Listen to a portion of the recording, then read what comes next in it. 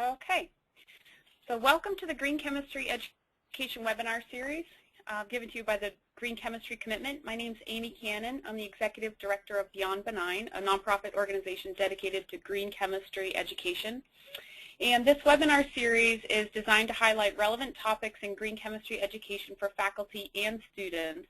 And our goal is to provide resources for faculty and students who are looking to adopt green chemistry into their courses and programs. So before I begin, I just want to give you a little bit of technical information. We are recording and we're broadcasting live, so all attendees are in listen-only mode and all lines are muted. So if you have a question, just feel free to type it in at any time in the question box on your control panel. We'll look at those. We'll respond to as many questions as we can after the panel presentation. So again, the webinar is being recorded and the recordings will be posted on the link that you see on the welcome box here in the control panel, and then also here on this PowerPoint slide. The main link to look at here is the greenchemistrykcommitment.org resources webinar series. We basically post all of recordings and documents there, and then we also list any upcoming webinars. So you can see our next webinar that's scheduled, which I'll mention after as well too.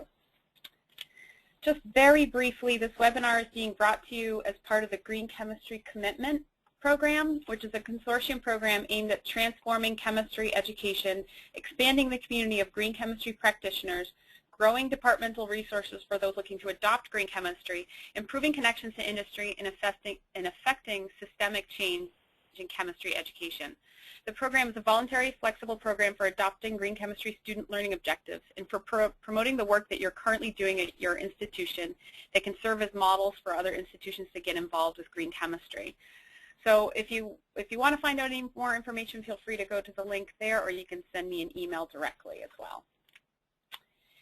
And before we begin, as part of the webinar series, we're paying tribute to an inspirational leader in the field of green chemistry who passed away at the end of 2013, Dr. Al Matlack.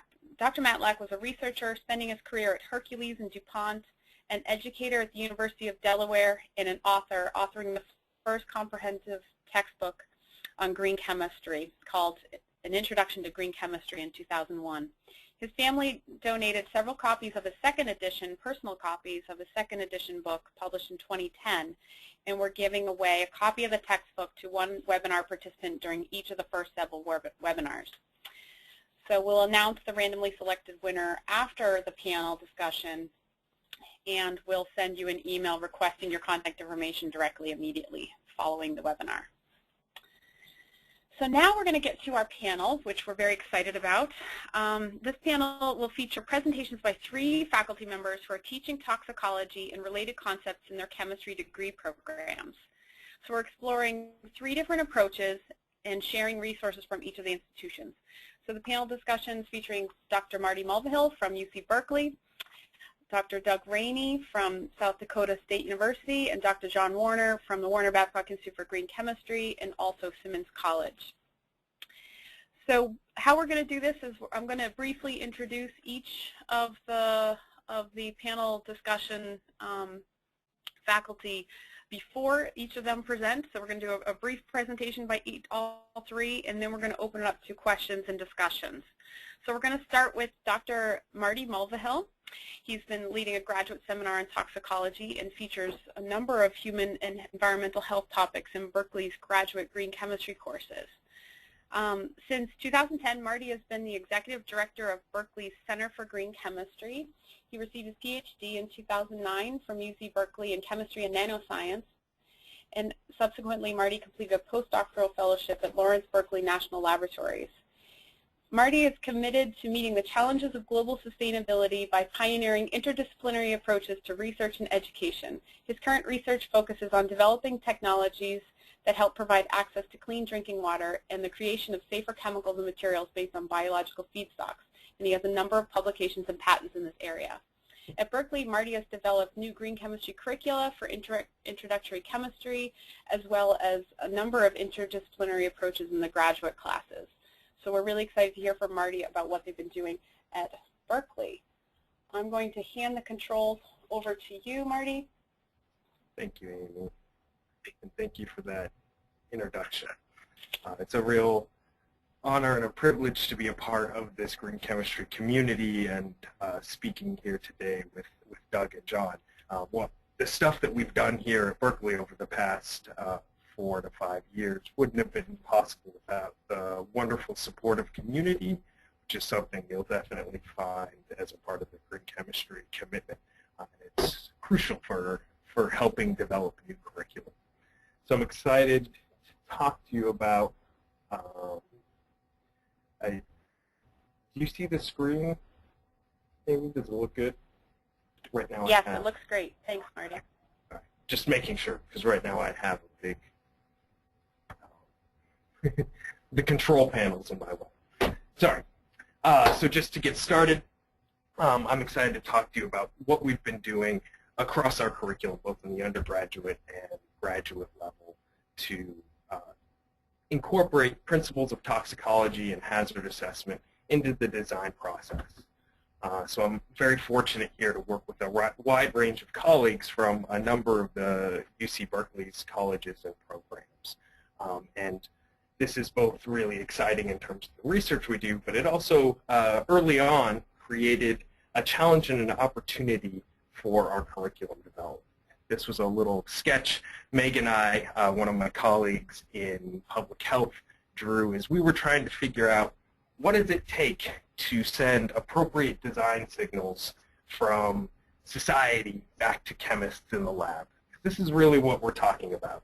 What we want our students to be able to do, our chemists, but also the folks in public health and engineering and the other colleges we work with, we want them to be able to communicate so that if there is a challenge, an opportunity for a safer substance to be introduced into society, that the right design signals get sent from what you see over there on the left-hand side, the society level where public health folks work, all the way back down through the toxicology, understanding how these things work in organisms, in cells, at individual receptors, back down to the design of a potential new chemical. So we want to be able to do this, but we don't want to bury our students under a mountain of toxicology data. Well, we do work with some toxicologists who are really excellent at what they do.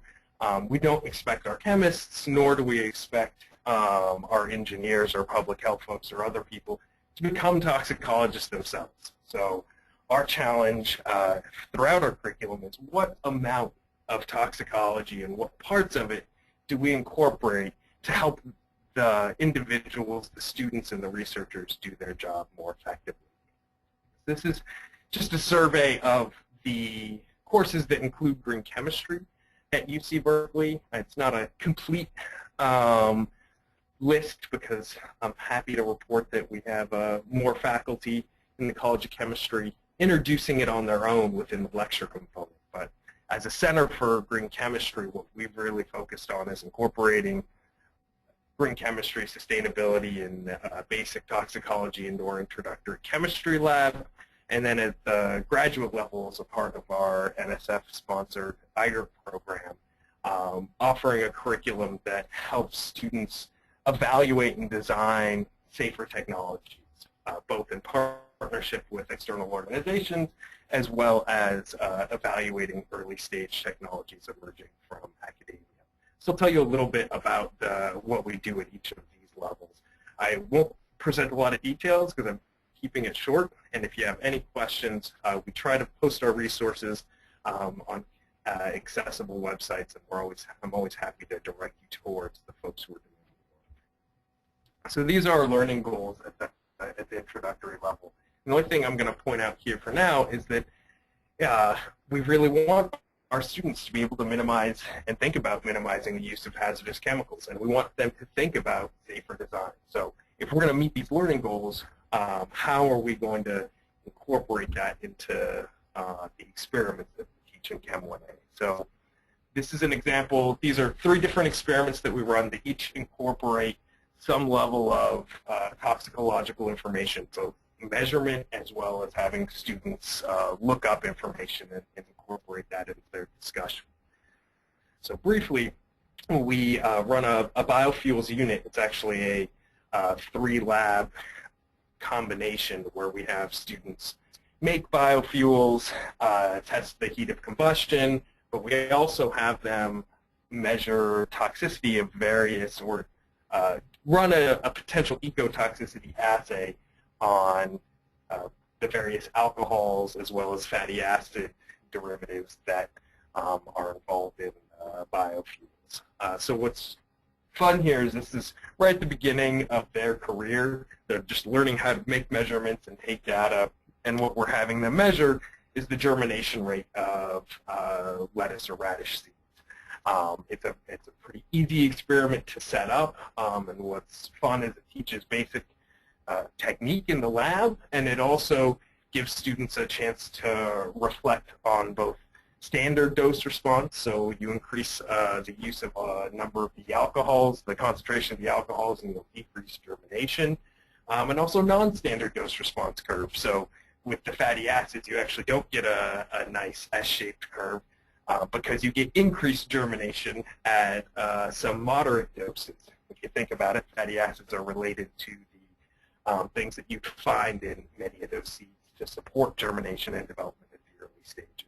So we get to talk about chemical responses, responses to chemicals in the environment. We also run a spectroscopy lab, and this is an example of safer substitution as well as incorporating considerations of toxicity into the discussion of the lab. So this lab, it's basically a UV vis lab where we have them deconvolute peaks from two different colored dyes. And it used to be run with copper salts and other inorganic salts, gave really nice peaks. It was relatively easy to do, but there wasn't a lot of connection to the students' everyday experience. So now the way we run it is we use organic dyes, both natural dyes and synthetic dyes, and we have students compare them. We also have them identify amounts in unknown samples, so it's a really fun spectroscopy lab. It connects to chemistry in their daily life. And we also have them in the discussion really compare advantages and disadvantages of the synthetic versus natural dyes, including their potential toxicity. In this case, not by measuring it, but by going out there and doing some research. The final example, which is similar, is a lab based on smell and chemical structure.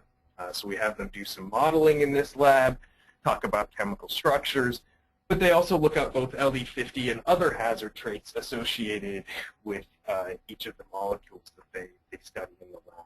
So this is by no means advanced toxicology, but they're nice ways to incorporate principles of green chemistry and the basics of finding toxicological information, how you would measure toxicological information, right into our intro chemistry labs.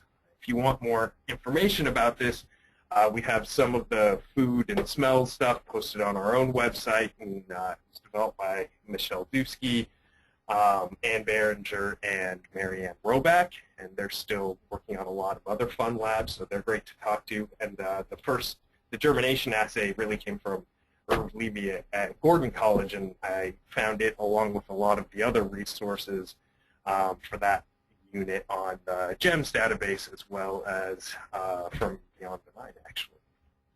So that's what we're doing in our intro chem situation.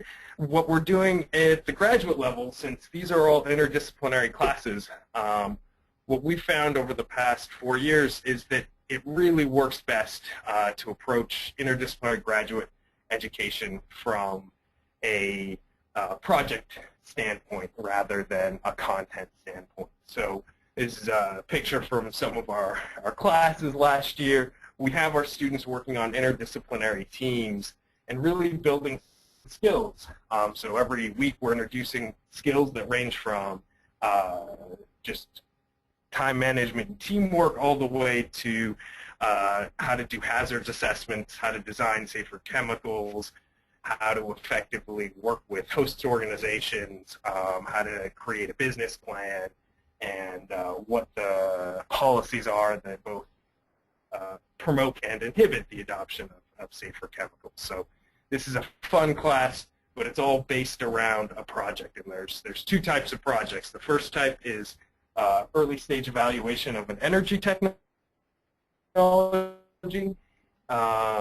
So that in that case, they're taking and looking at the materials that are used in some reported new energy technology and comparing that to other materials that are used in competing technology, trying to assess what are the disadvantages, what are the barriers and opportunities for adoption of these new technologies.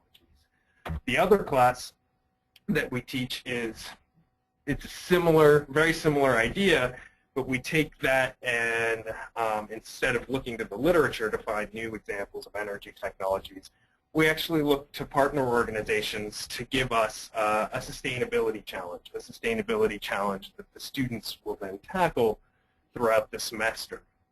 So we've been running this for the past 3 years, and it's very similar. What you get from the partner organization is an understanding, a technical understanding of the challenge. So they're able to help you understand what chemicals are used, what opportunities are coming, what function these chemicals provide, and then what we do here at the center is help them incorporate new design ideas, both looking to biomimicry to see what are other ways to fill this function, as well as what are the hazard trade-offs in any new solution or design.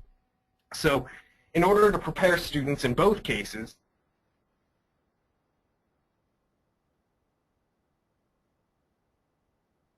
with hazard, exposure, vulnerability, and in particular, digging down a level deeper, you see that the endpoints, the health endpoints that I've highlighted, these are the areas that directly overlap with things that are tied to molecular design.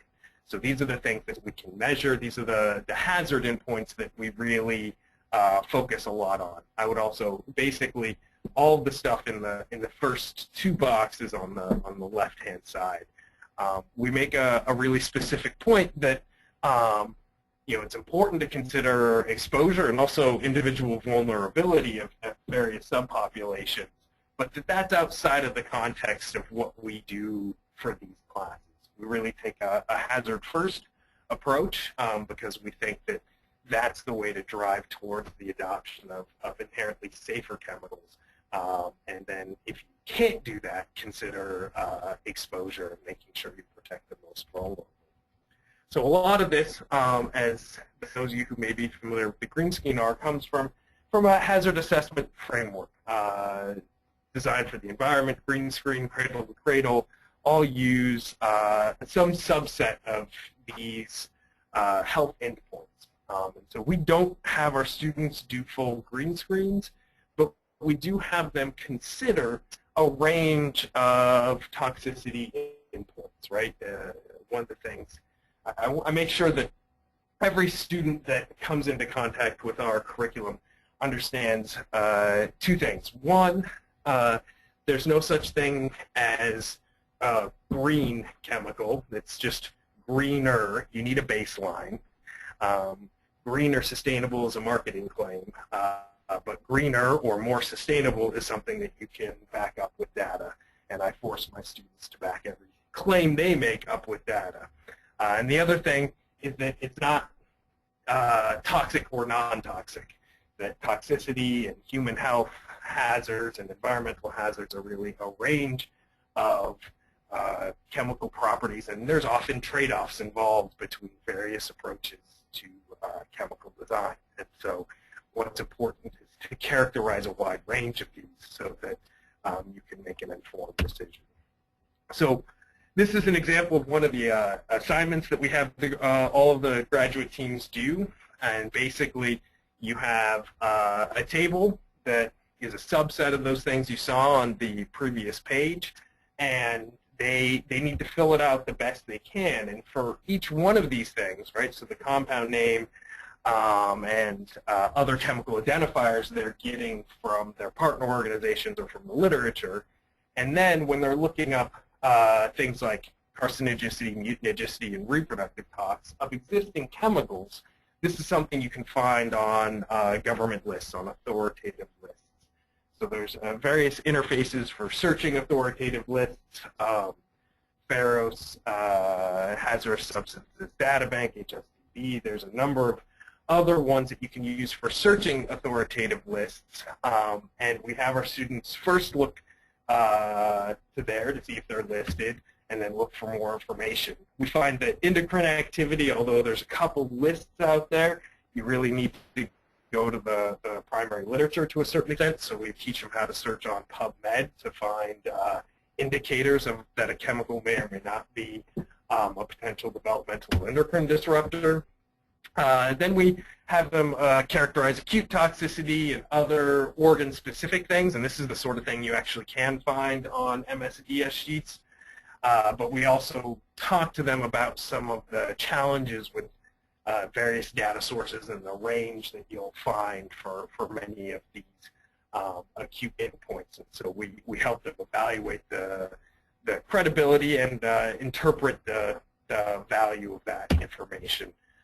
We also consider persistence and bioaccumulation, both from lists, but also using some modeling software from EPA to ensure that we always at least characterize persistence and bioaccumulation if there aren't no values.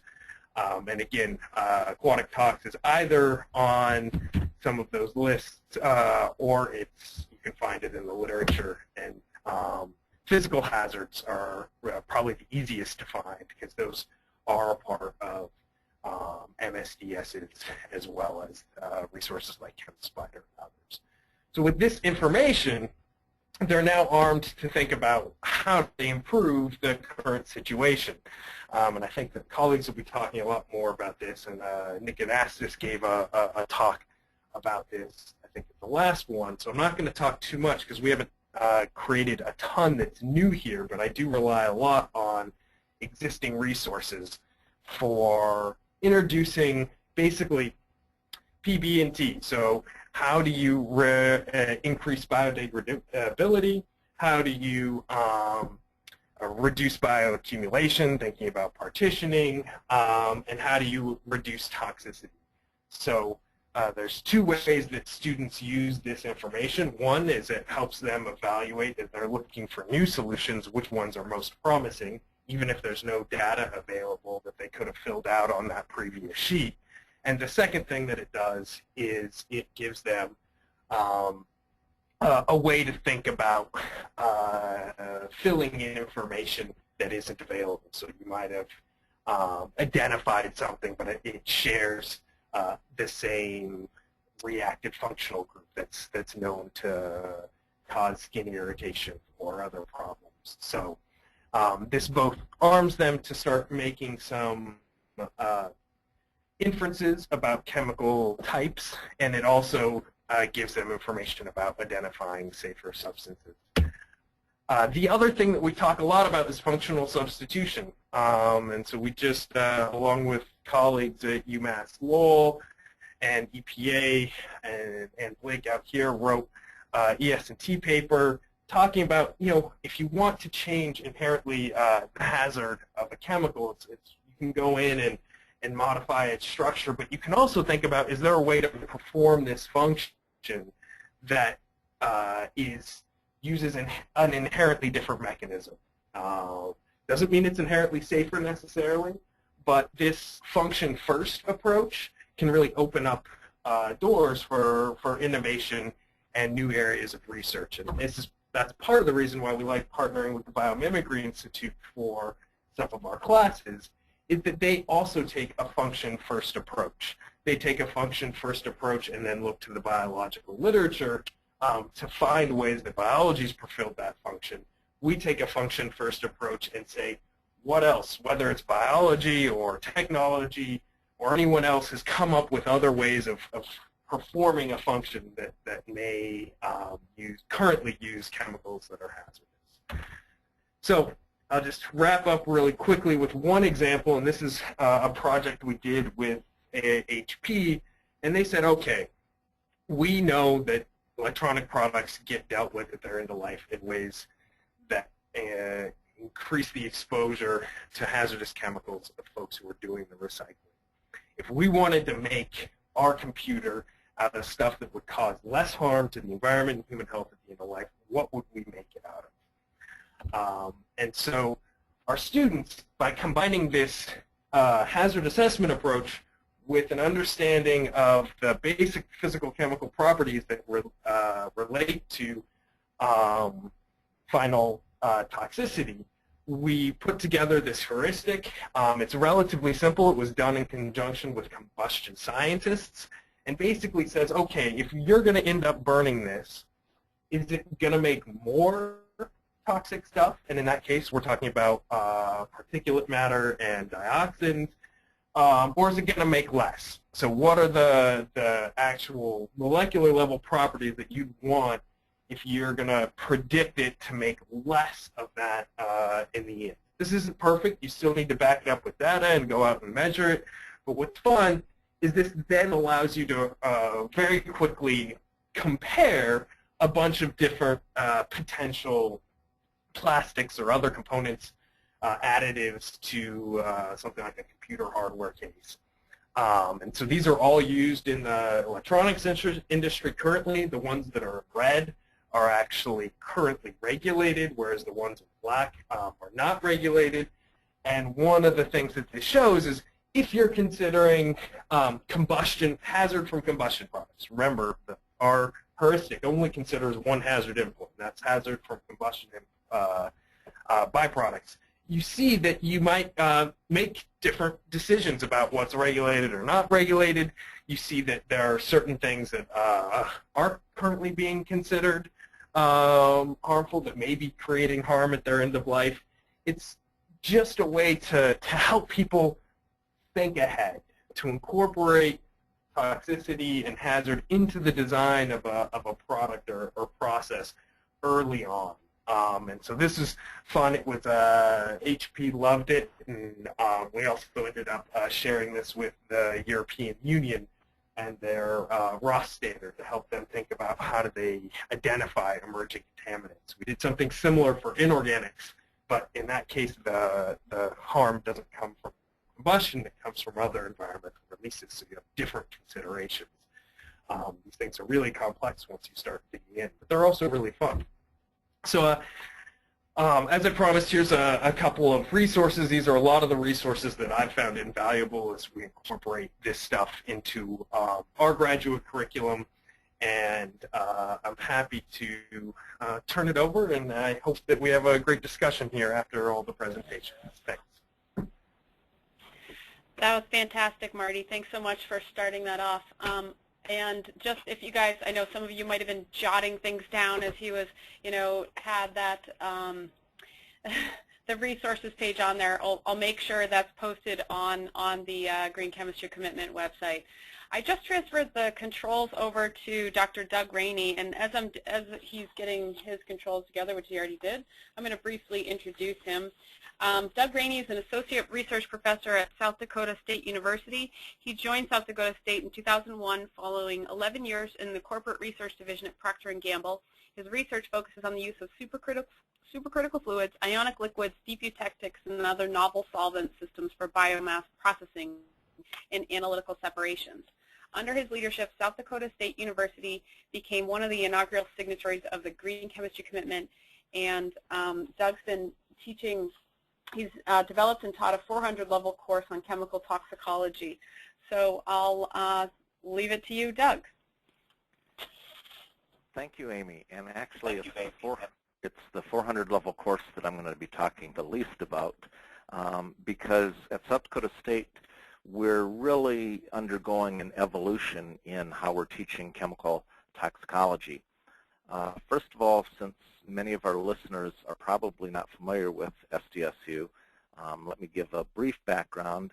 We're the land-grant college in South Dakota, probably fairly typical of most research universities. Our department is the Department of Chemistry and Biochemistry, located within the College of Arts and Sciences.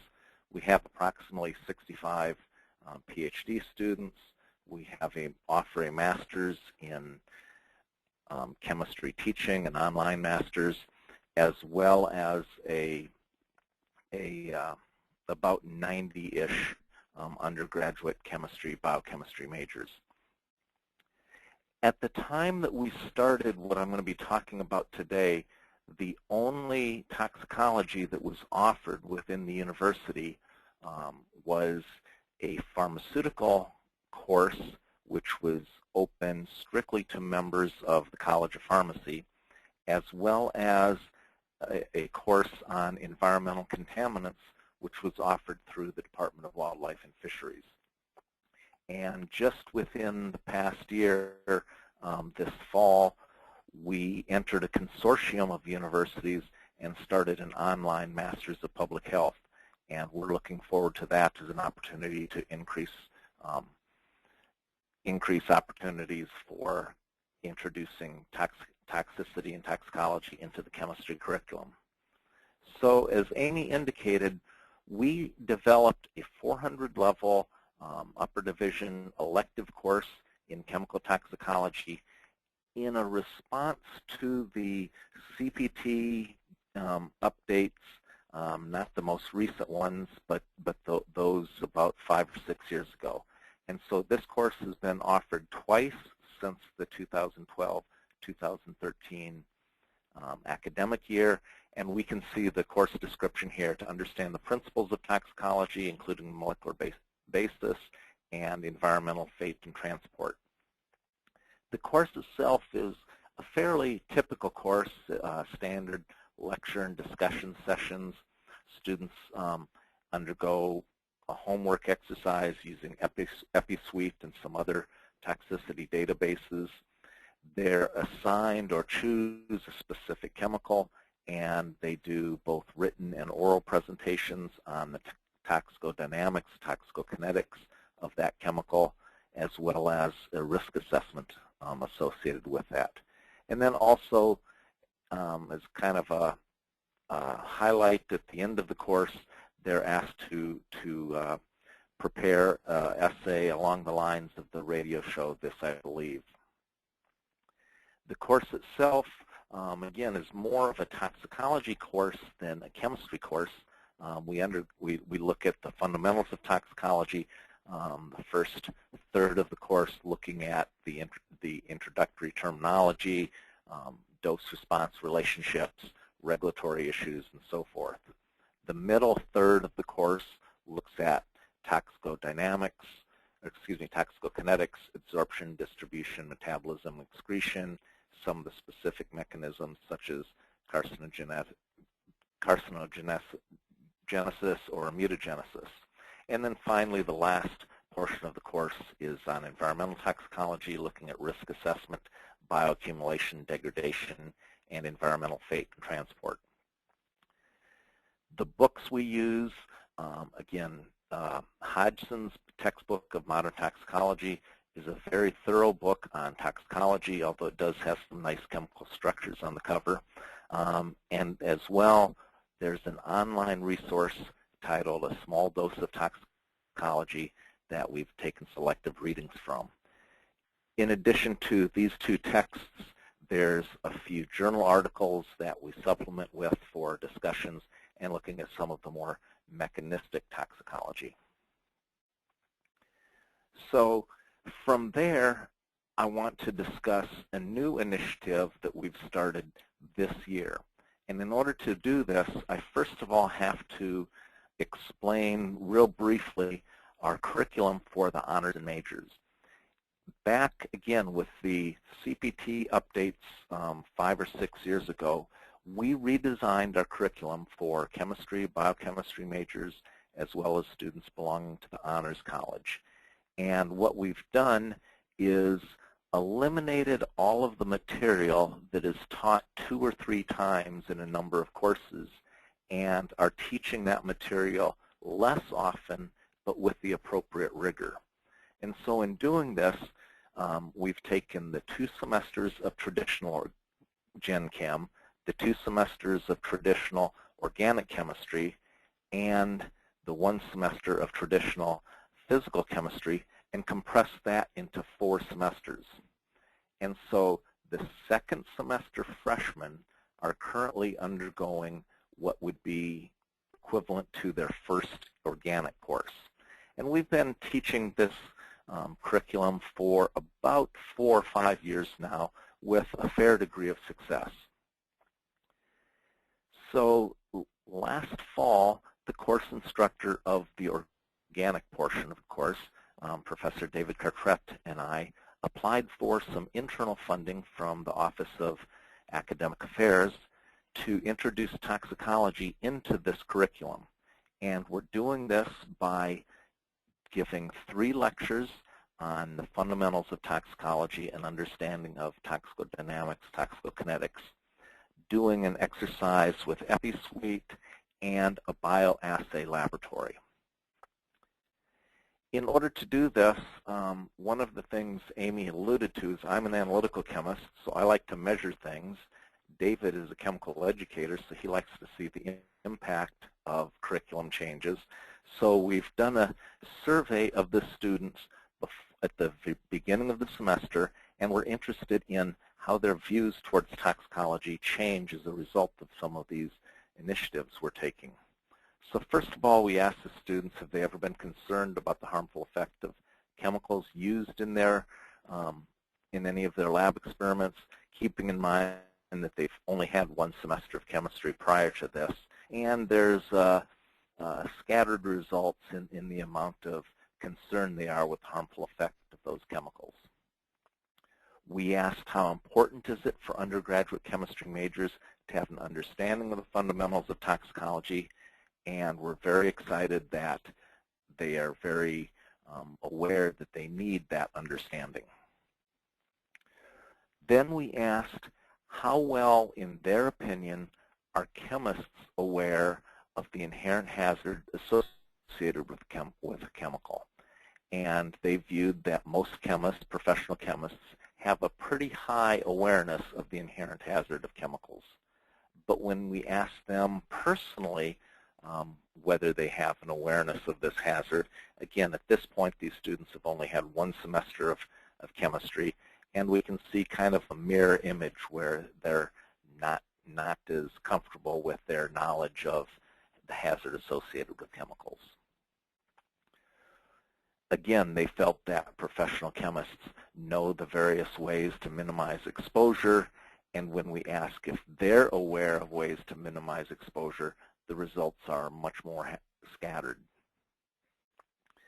When we asked the students if they were interested in finding out more information about the toxic effects of a specific chemical, interestingly, or maybe not, given the generation that our students are in, most of them would turn towards Google or the other companies out in the Bay Area that Marty's familiar with.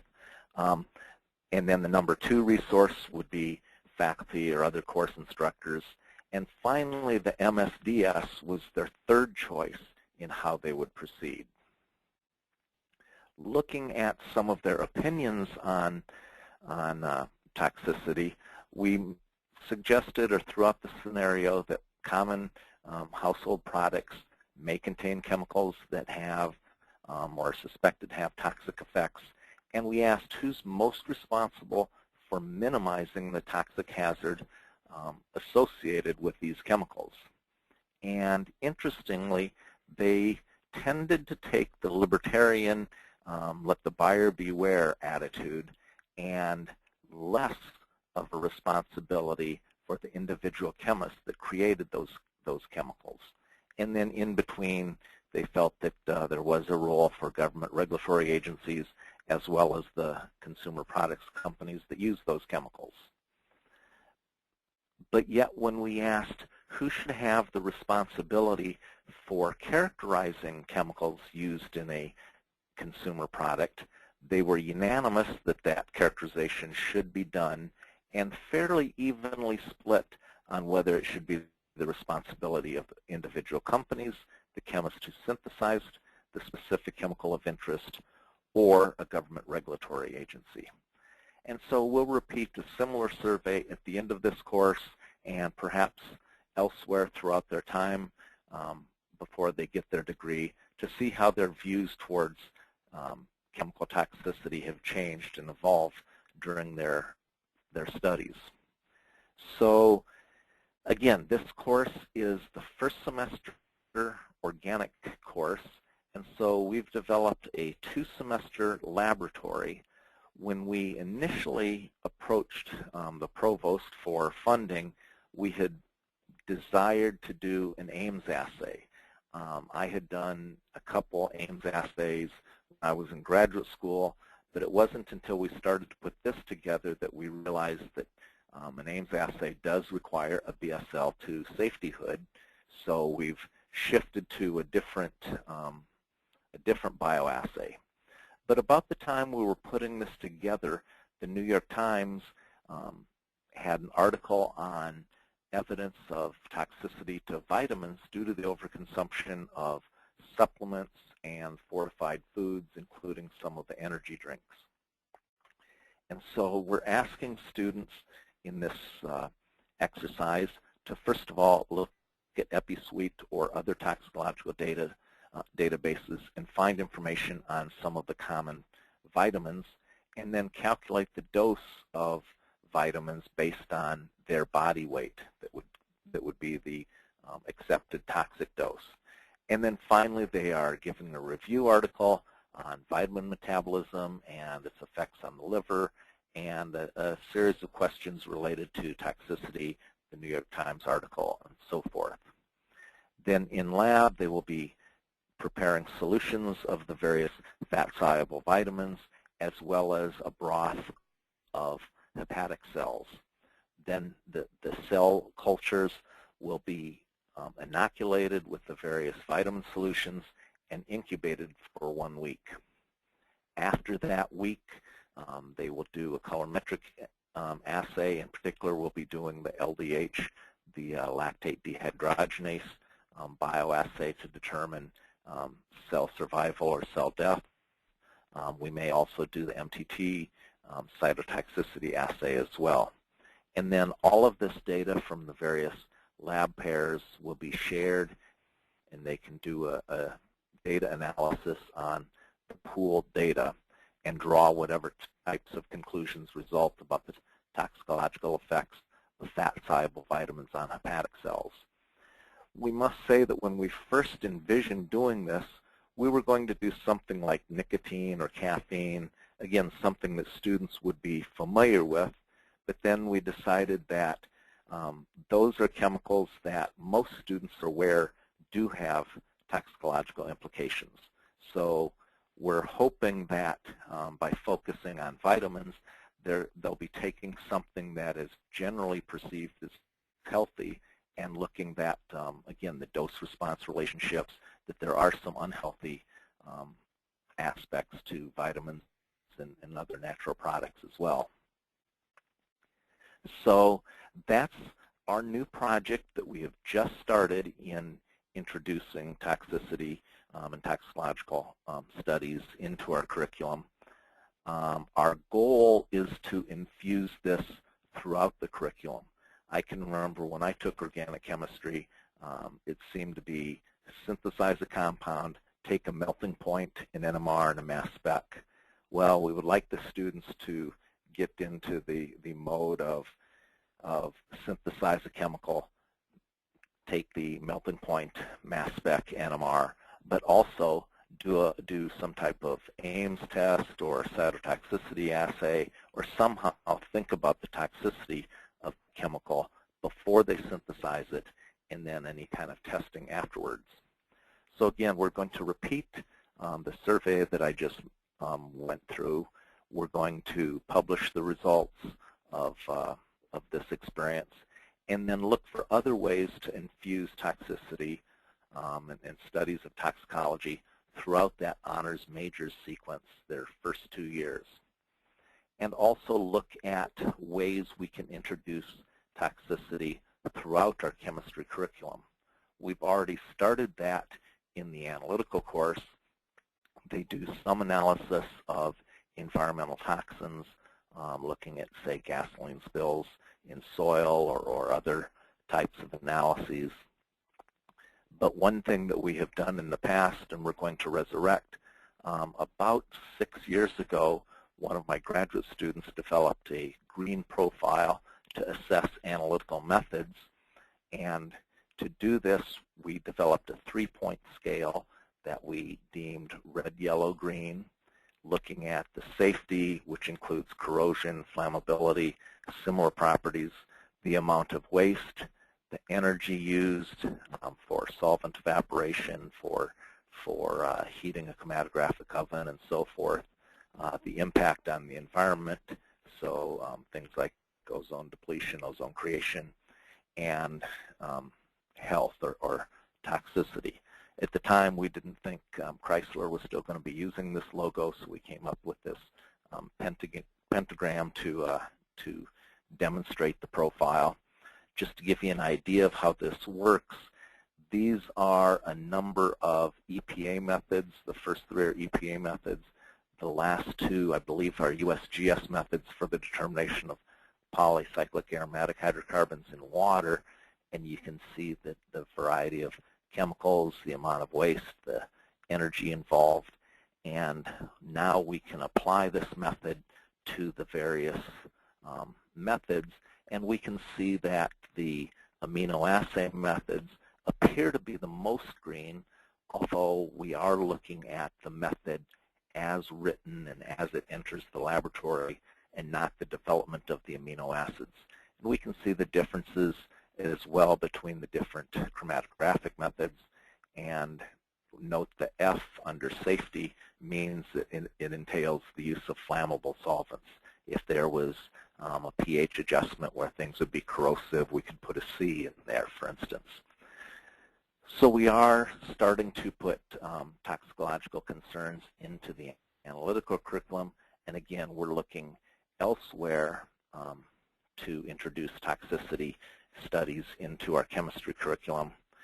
So what I'm hoping as the instructor of the chemical toxicology class is that as the students, first of all, will be more interested in taking that class. At this point, it's an elective, so I hope to increase the enrollment of that class. And secondly, they'll be entering that class with a much greater knowledge of toxicology, so we can shift from introducing the fundamentals of toxicology to become more of a mechanistic toxicology. What features of a chemical lead to bioaccumulation, degradation, and so forth.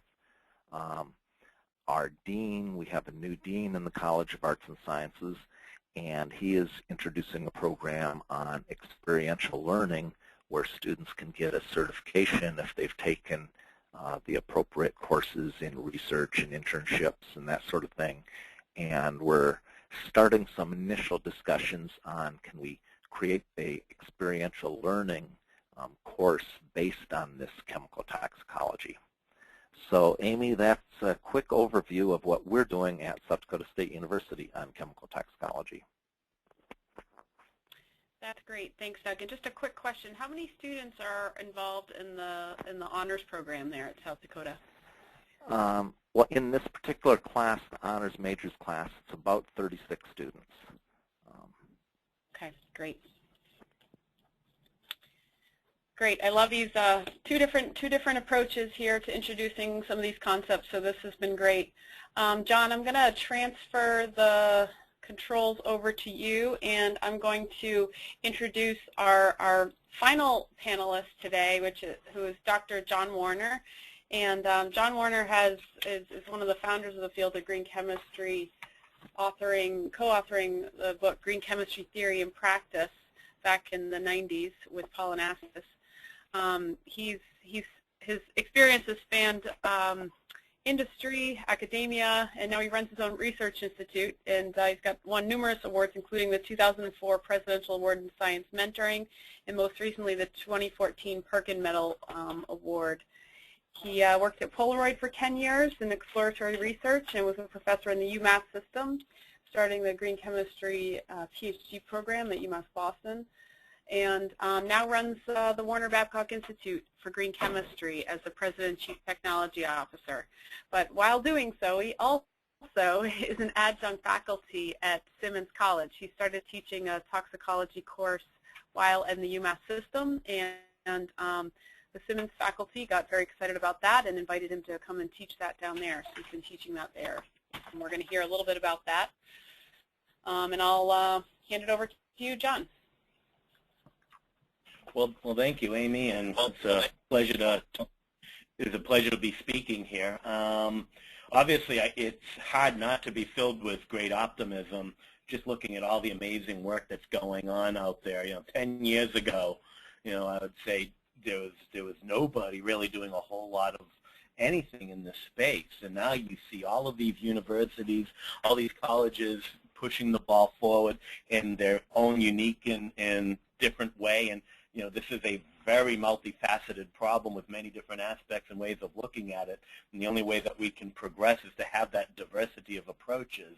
And like I said, I just can't help but be bubbling with enthusiasm that the trajectory is just amazing. And it's the congratulations to the community and the people on this call, the people that are listening to this call, and the people out there that are doing such amazing work. I'm so proud to be a part of a community that's being so successful, and the leadership of Beyond Benign and other entities driving it forward is just fantastic, and what a great thing. I just want to quickly provide a couple thoughts on the experiences that we've been having, and so I'll be talking about green chemistry and sustainability, toxicology specifically, and then a little bit of an illustrative class. So obviously everyone on this call is familiar with the 12 principles of green chemistry, and that, if you've heard me talk, you've heard me say that, in my opinion, of all the goods that are out there and that society uses and buys and manufactures and purchases and does whatever it does with, it is my opinion that somewhere around 10% are truly benign, that 90% are not sustainable for one of many different possible reasons. Now, we can be quite, have a pretty active debate on the seriousness or importance of some people's objections to materials, but at the end of the day, it's almost irrelevant because sales and marketing and perception drive consumer behavior as much as science anyways, and so there's a bigger issue about the difference between perception and reality. But at the end of the day, for the chemical to be successful, it must understand this dialogue much better. But at this point, we're left with about 90% of the products out there someone is angry about and wants to have changed. If you do the very important concept of an alternatives assessment, where you seek the supply chain and try to find an acceptable replacement technology, as the name implies, alternatives assessment presupposes that an alternative is in fact available.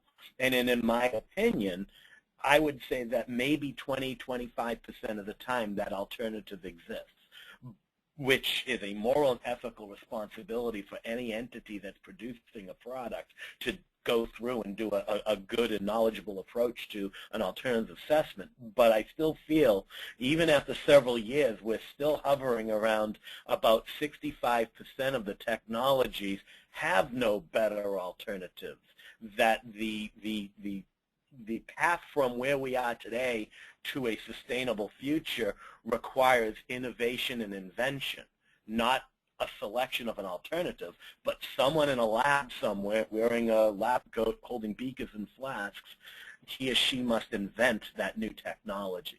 So I see this whole discussion as being a clarion call to next generation and existing chemists, that what better time in humanity to be in the chemical enterprises than today? We have all the exciting technologies to work on, but the importance of this work is up so much more when you couple it with, that some undergraduate working in a laboratory in some university could be creating a technology that will prevent generations of people that they'll never meet from being exposed to hazardous materials. It's daunting, the problem, and pretty uplifting and cool, the solutions. And so I see this as a way of reimagining the chemical enterprises and chemical education in a very different context that I think Beyond Benign and other organizations have found are linked to student outcomes and learning and perception and quality of education and retention. And so it's interesting that this discussion has so many tentacles and other aspects of the chemical enterprises and education. Now, I do want to start with a little bit of a disclaimer because there's quite a bit of discussion, you know, about the words green chemistry versus sustainable chemistry. And I'm not so presumptuous to believe that I have the right answer. But what I do have is my opinion of how this all fits together. And for us to really move forward, we all need to be free to express our opinions. And if my opinion is useful and people find it valuable, great, and if not, fair enough. But I want to shed light on how I see green chemistry fitting into the big picture. Because, of course, the U.S. EPA, which I love, who's been fundamental for the beginning of green chemistry and the maintenance of green chemistry. So I don't mean this in any deep criticism of the EPA, but on their website, they state green chemistry is also known as sustainable chemistry, and I humbly beg to differ that there is a big difference in these terms, and that difference is actually critical in how we teach chemistry and toxicology to understand that difference. And essentially the way that I look at it is sustainability is a huge, huge term that you can preface any concept or word with sustainable in our society. We could talk about sustainable economics, agriculture, education, business, chemistry, engineering, anything. We can slice up all kinds of human endeavor that way. Sustainable chemistry is the subset that deals with molecules and materials. But it talks about chemicals policy, talks about remediation technologies, exposure controls, green chemistry, in my opinion, being a subset of sustainable chemistry, water purification, alternative energy. There's a whole bunch of ways of slicing this up. But green chemistry is a subset, a part of it. So, for example, solar energy is an alternative energy, is absolutely critical as a sustainable technology. Now, a solar panel may be manufactured using hazardous materials so that at the end of its life, no one wants it in a landfill because of all the toxicity. That means, in my opinion, that while it's still a sustainable technology facilitating alternative energy, it may not be a green chemistry technology because it's still not eliminating the use or generation of hazardous materials. Now, that's not a disparaging remark. We desperately need the science, but green chemistry is the aspect that focuses on the building blocks and is somewhat independent of the application. And so it's really just focusing on the building blocks. And so in my opinion, if the building blocks of a product are not sustainable and not toxic and not non-toxic, then it doesn't really matter the design of the product. You still have some fundamental risk associated with the people manufacturing the product and the people using it at the end of life. And so this whole picture is important. So sustainable chemistry is critical and important, and I would argue has been predated green chemistry by decades. So I'm uncomfortable when people suggest that green chemistry has somehow replaced or is a synonym for sustainable chemistry. Sustainable chemistry is a lot bigger. Green chemistry is a piece, in my opinion, a smaller part, no more, no less, that deals with the building blocks, the solvents, the catalysts, the feedstocks, the toxicity, the persistence, the energy. I have a bias, the 12 principles, so I would say there are 12 ways of cutting this up. But that's where green chemistry, in my opinion, fits in. And I think it's really important to frame it this way because there is a piece of the puzzle, this huge, daunting challenge facing society under the space of sustainability, and a chemist has available to them the tools that a chemist works with. And green chemistry is that small part of the sustainable picture that a chemist can do. That doesn't mean it's the only thing necessary to do, and it doesn't mean that chemists shouldn't be doing other things. But green chemistry is the scientific discipline that embraces the tools and skills that a chemist brings to a problem to fit into designing products and materials that are ultimately sustainable. And so why is toxicology bubbling to the impact? And if you look at the 12 principles of green chemistry, toxicology is only addressed in 2 of the 12 principles. So of course, there's many other principles, okay? So prevention, that's kind of an easy one to wrap your head around. And we can argue that it's just so common sense it almost doesn't need much discussion. When we talk about catalysis, that's a fundamental part of much chemistry and biochemistry. And so one can look at the general, the typical chemistry curriculum and identify aspects of it that prepare people to understand what catalysts are. Same thing with inherently safer chemicals for accident prevention. Every university has an orientation program where people learn to use the right gloves, to label the right ways, to keep themselves safe by using engineering principles for aspects. And so there's some common sense about inherently safer chemistry that is hardwired into the function of a chemist. Safer solvents and auxiliaries is pretty straightforward. Industry immediately, back in the late 80s, early 90s, started to come up with solvent selection guides and stuff like that. So I think that that's got a lot of traction and is pretty straightforward. Design for energy efficiency, most government agencies couple sustainability with energy use, and so we're quite used to the concept of measuring and monitoring energy use.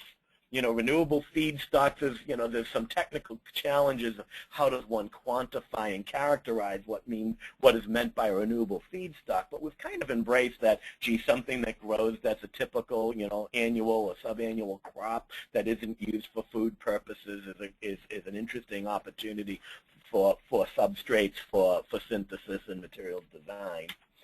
Atom economy is just, really it's a brilliant concept that looks and reimagines the concept of percent yield, that looking at all of the atoms that go in and not. And so intellectually, that's a very, although brilliant in coming up with it, the scientists that came up with it, once stated, it's kind of like, okay, yeah, I get that, that's cool.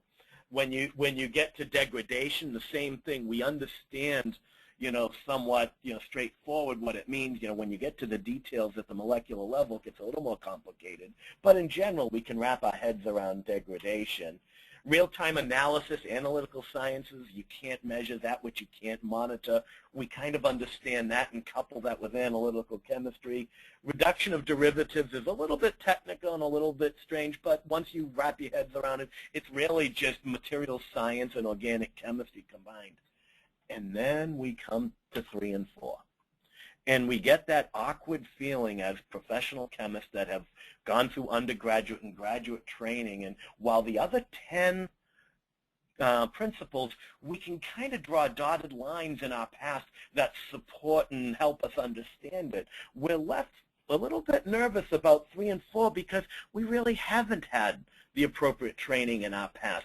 And then once you make the statement, gee whiz, I never had training in these areas, you then start questioning, well, gee, why didn't I? And there's so much emotion, and you get it caught up in ethics and morals, and unfortunately, because of that, it becomes a little bit more fuzzy and a little bit more difficult to deal with.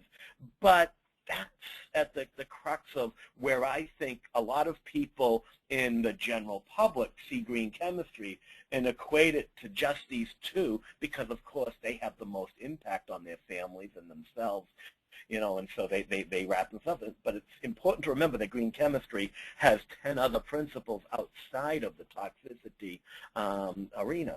But these are the ones that are the most challenging, but also offer the biggest opportunity intellectually for us to wrap ourselves around it. And what I like to use as an example, when I worked at Polaroid, we had a lot of discussion about catalysis and photoresist.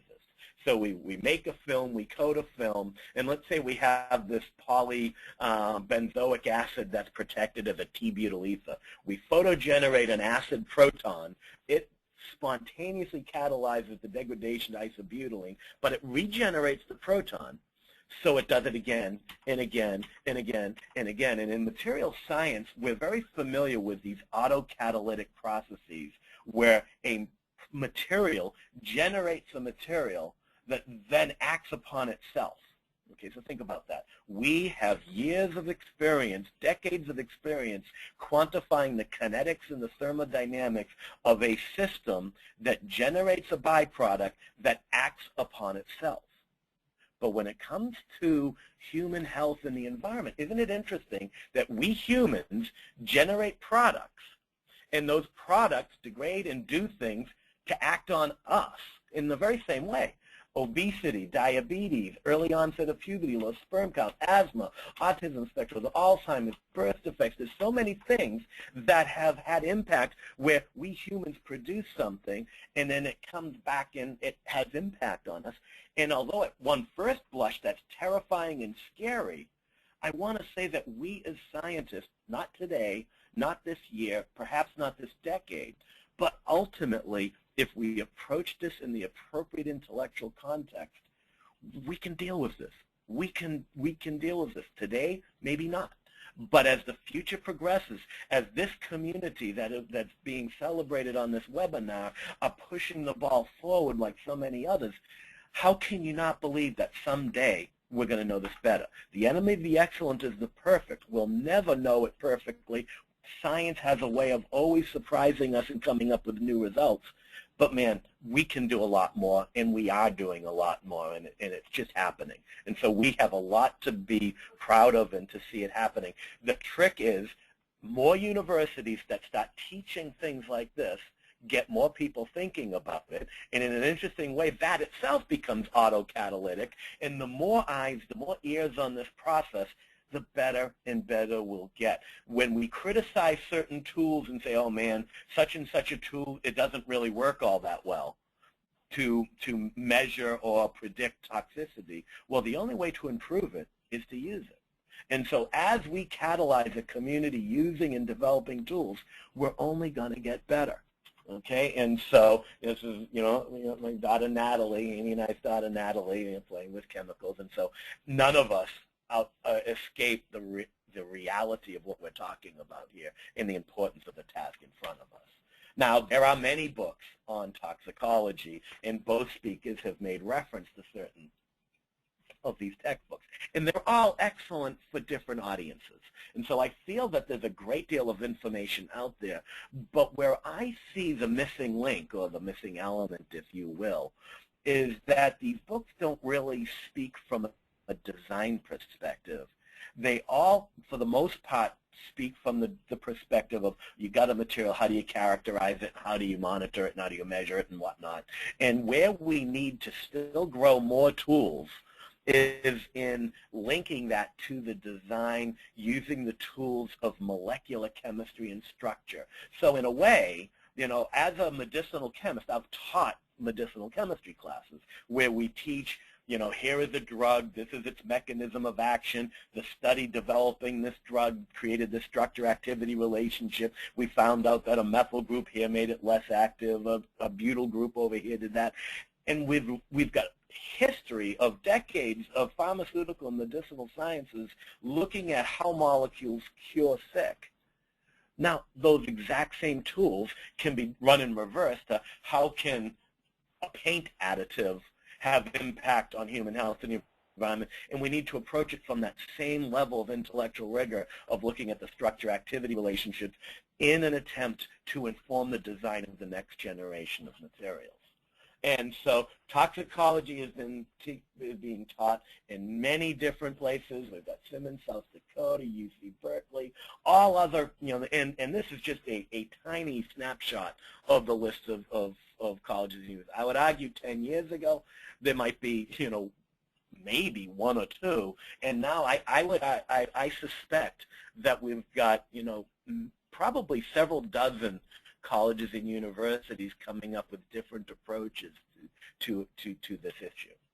And so an approach that we at Simmons have done, and again, this is not just John Warner, Amy Cannon has developed this course, Rich Gurney has cut this course, Nancy Lee has developed, so the faculty at Simmons, Amy and I, having run a PhD program at the UMass system, have already had courses, that were designed somewhat in this space, one on mechanistic toxicology, one in environmental mechanisms, one in law and policy. And so at Simmons, we tried to come up with some class that would be a snapshot of a few different things. And so we called it Mechanistic Toxicology and Environmental Health Sciences for chemists.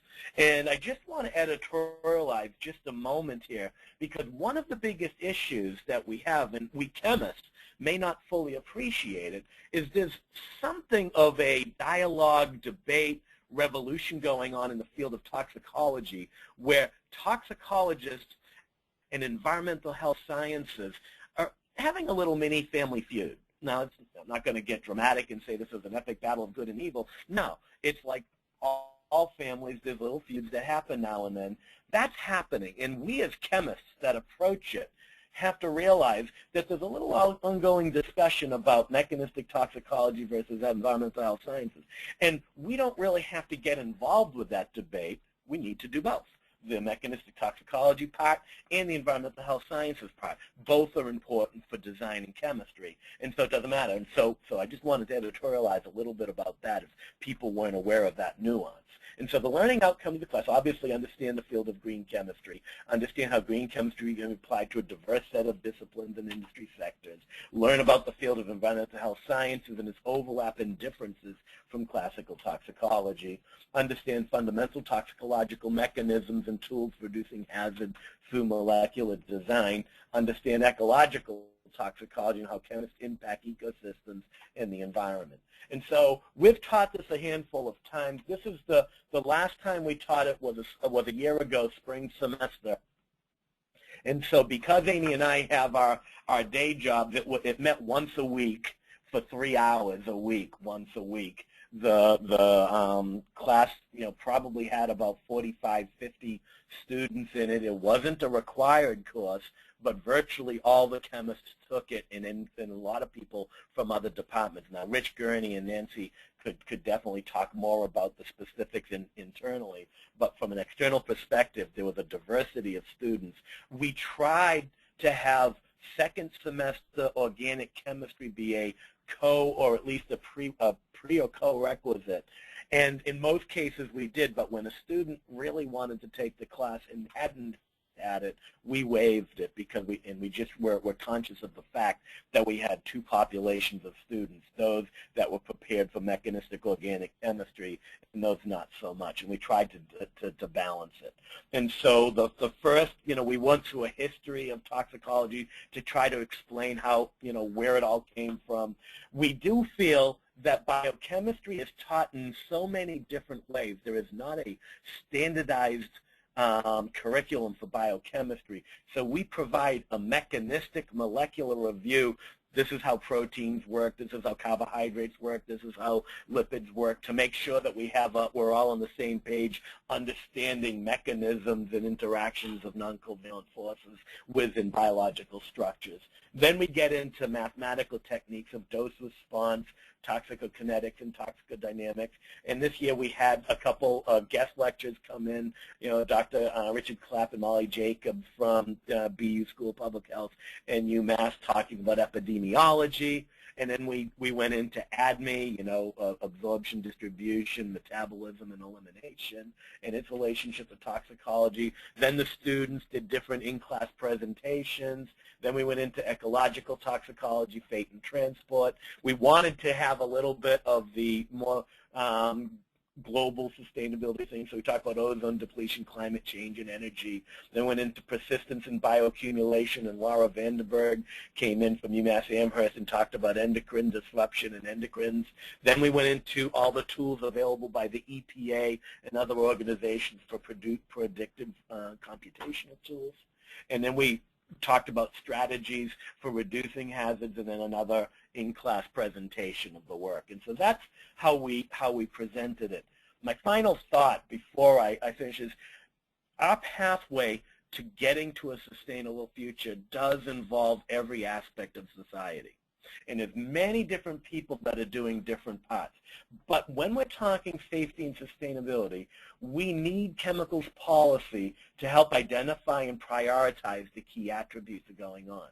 We need toxicology and environmental health sciences to develop new metrics and tools to evaluate these things. We need alternative assessment to help the non-technical audience who's working in the supply chain make sense of all of this. And then ultimately, we need green chemistry to invent the better technologies to keep driving the game future. And so I humbly submit that this is how the four things, aspects kind of in concert come together to move us forward. And so mechanistic toxicology is the heart of all four of these at some level. And so that is the glue that puts us all together in doing this. So I hope this was a useful overview from that perspective. Thank you. That's great. Thanks so much, John. I'm going to take back the controls here while we shift to questions. And I'm going to start with a few here. Hold on. I'm going to start with, I have a couple for Doug and a couple for everyone as well. But Doug, what has been the general reaction for students to the cell-based exploration of chemical toxicology in the second chemistry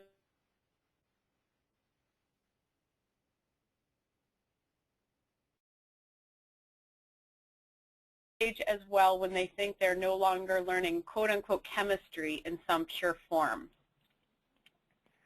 Does that make sense? Yeah, we haven't started that lab yet, so I really can't answer that other than,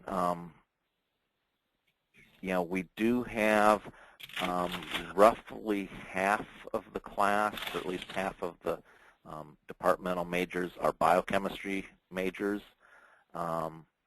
And then we do have members from the Honors College, so they might be pre-pharmacy or pre-med majors. So yeah, I could see the resistance from the more pure chemists, but we haven't run across that yet because we haven't done the experiment. And it would be interesting to see what the response is. Yeah, you'll definitely have to let us know. Yeah. And then another follow-up question: what did it take to get colleagues on board with bringing toxicology into the curriculum? I've had colleagues state that they will not give up precious content space for this kind of activity, especially as CPT continues to expand its list of things to cover. That's and that's why I said what we're doing is an evolution. The upper division class was our first way of getting toxicology into the curriculum, and that's purely an elective course, so we're not replacing anything. And beyond that, I think it was just finding a sympathetic faculty member, B, the redesign of our curriculum was partly to provide a more intensive education during that first 2 years, so that if you look at, for instance, the traditional biochemistry major, they take a year of Gen Chem and a year of organic before they even get to their first course within their major, the biochemistry course. And what I didn't mention is that in there is those students are taking biochemistry their fourth semester, so they get into the biochemistry sequence a little bit earlier. So I think part of it is finding a sympathetic faculty and somebody who's interested in bringing some of the more state-of-the-art, current research type of things into the curriculum. And then the other thing, and another one of our panelists may or may not appreciate me saying this, was 2 or 3 years ago, John Warner gave a distinguished lectureship within our department.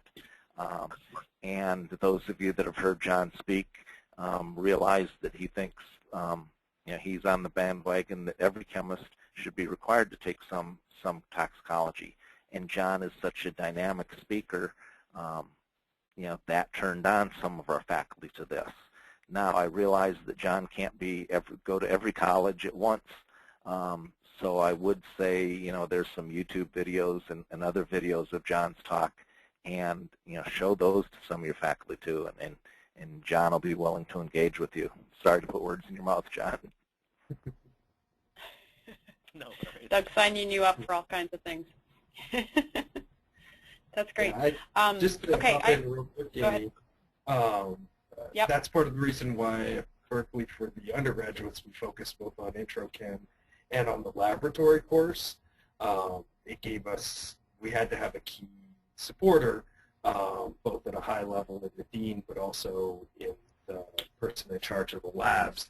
But that allowed us to introduce these concepts before you have one, an opinion of whether or not they're real chemistry, and two, it gave us the ability to put it in a context that's applied and practical, and it's when they're in the lab thinking about things, and it gave it some ability to get one person on board, show that the students were still learning chemistry, and that led to other people getting on board. But we didn't displace any of the current curriculum. And that was the other important piece that Doug also mentioned. So we had a slightly different path, but in many ways the same approach.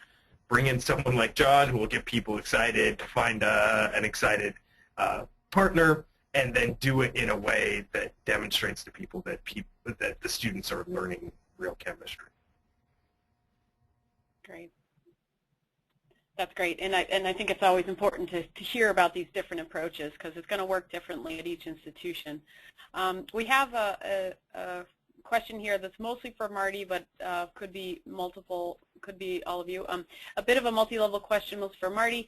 For the graduate level courses, were you first approached by the department head to develop a course, or did you have an idea for a course and then got it approved? Is there any advice you would give for starting an advanced course at institutions that don't have any existing green chemistry at the grad student level, i.e. going about how to go about designing a course and get it approved?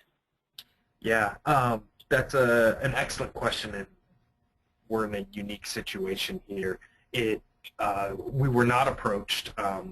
We actually wrote a grant to develop it, and so we got external funding to develop the graduate curriculum, and then provided summer salary for some of the faculty that were involved during our first year.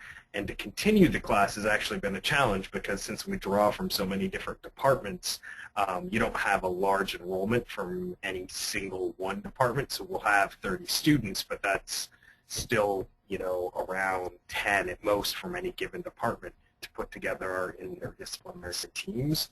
And so the departments have not they'll do partial FTEs, but for the most part, the way we've adapted to that is since I'm a researcher rather than a traditional faculty, as is my colleague Nick Schwartzman, we have the flexibility to just teach it on our own because we don't have a heavy teaching load beyond that. So we have had to work around an existing siloed system in order to offer these courses. At the undergraduate level, that wasn't a problem because, like I said, we did it incorporated it into an existing structure. But making new structures is a little more challenging, and definitely is institution specific. Great. Any other comments, advice on that question from anyone else? Okay, great. This is a bigger kind of question. One might argue that training in chemistry until you get to the graduate level does a poor job at talking about and engaging students in the design components of chemistry. And I know many of you already mentioned this design aspect.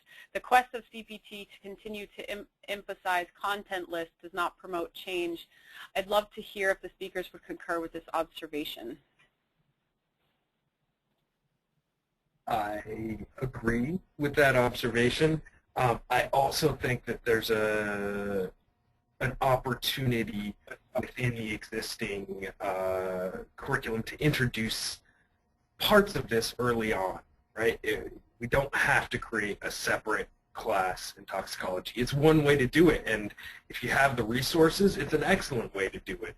But if you don't have the resources, there are things that you can incorporate early in the curriculum and throughout the curriculum to drive change that won't affect the CPT certification. The other thing I would mention is the real value of project-based learning, research-based learning, both at the undergraduate level and at the graduate level, because this gives students an opportunity to connect these things to things that are in their daily life. And we find that since we started incorporating a small amount of toxicology and considering green chemistry in all of our labs at the undergraduate level, we found that the independent research projects that undergraduate students come up with for the end of their second semester are much more related to this field. They're much more interested in doing this sort of research as a result.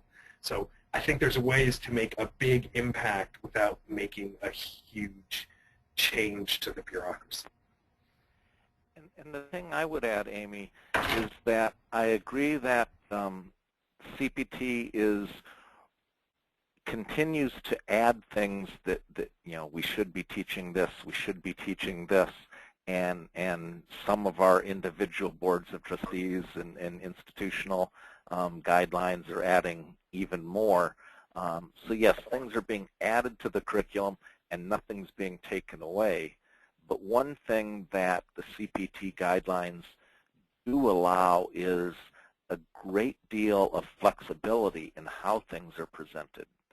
So I think introducing concepts like design principles, toxicology, that are viewed as purely optional, if I understood the question correctly, I think you just have to consider maybe some novel approaches, see what's done at other schools, because the CPT is allowing much more flexibility, and maybe, as Marty indicated, through independent research, that's how we've gotten people involved in these areas as well. I'll add my 2 cents too. Obviously am quite passionate, and I have a difficult time suppressing said passion. But I feel that this is a critical self-assessment of we as the field of chemistry, and we have to, we are given, when you think of the global population and the issues facing the global population, and the percentage of people that are given the skills capable of creating new compositions of matter. It is a very, very, very tiny number of people, we chemists, that are given this ability, this skill, this right.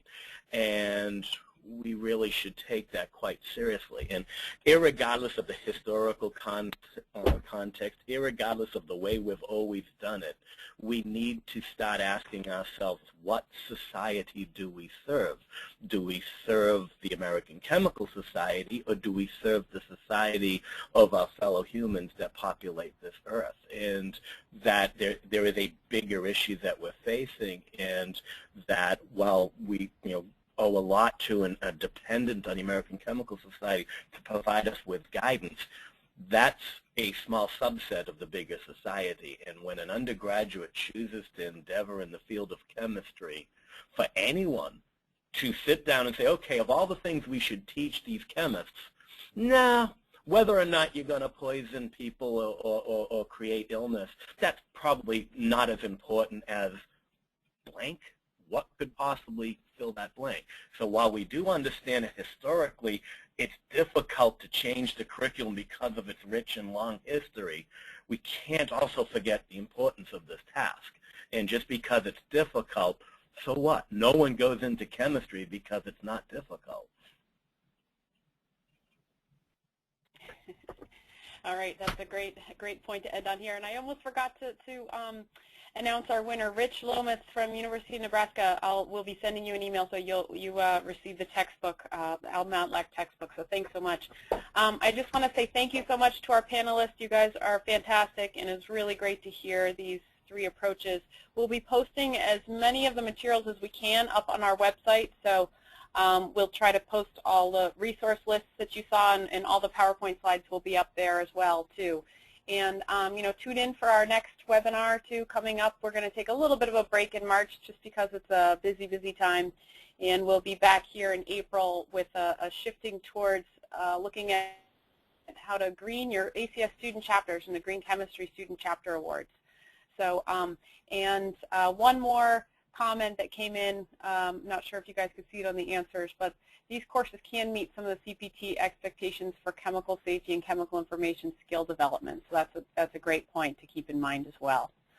So thank you so much, and we'll see you next time.